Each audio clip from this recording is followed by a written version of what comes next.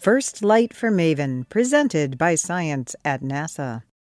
After a 10-month voyage across more than 400 million miles of space, NASA's Maven spacecraft reached Mars on September 21, 2014. Less than 8 hours later, science data started to flow.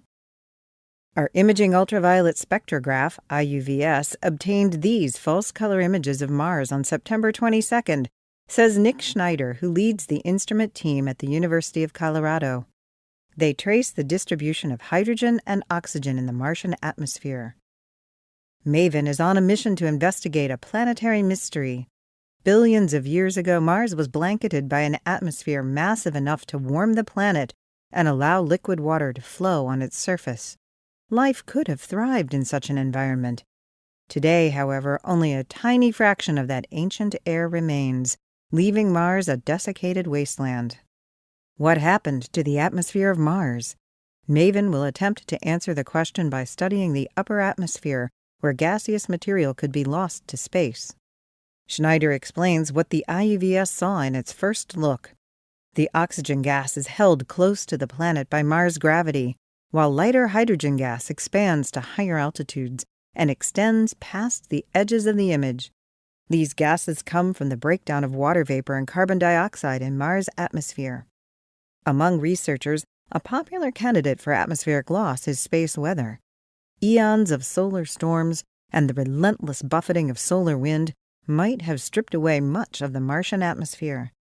The IUVS might be able to see this process in action, especially in the aftermath of a CME strike. A CME, or coronal mass ejection, is a billion-ton cloud of ionized gas blasted away from the sun. When CMEs hit Earth, they rattle our planet's magnetic field, causing auroras or northern lights, and in extreme cases, power blackouts. Unlike Earth, Mars no longer has a global magnetic field to protect it. For the most part, the Martian atmosphere is unshielded.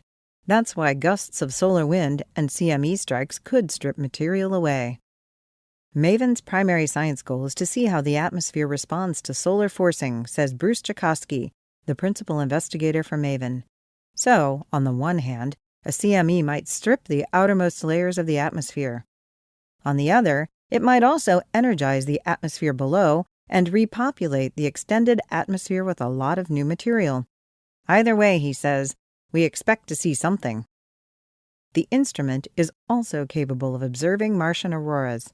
Here on Earth, auroras ring the magnetic poles north and south. Mars, however, has a different magnetic structure.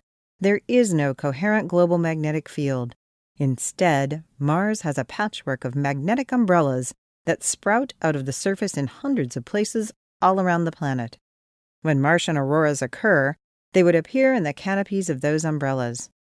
We are on the edges of our seats, hoping for Maven's first detection, says Schneider. Having just reached Mars, Maven is still in its commissioning phase. Instruments are being checked out, the spacecraft's orbit is being adjusted. The fact that data are already arriving at Earth is an impressive achievement. This is just the beginning. IUVS is only one of 3 instrument suites on Maven. The Neutral Gas and Ion Mass Spectrometer from the Goddard Space Flight Center and the Particles and Fields package from UC Berkeley will soon be making their own revelations about Mars. For more news from the Red Planet, stay tuned to science.nasa.gov.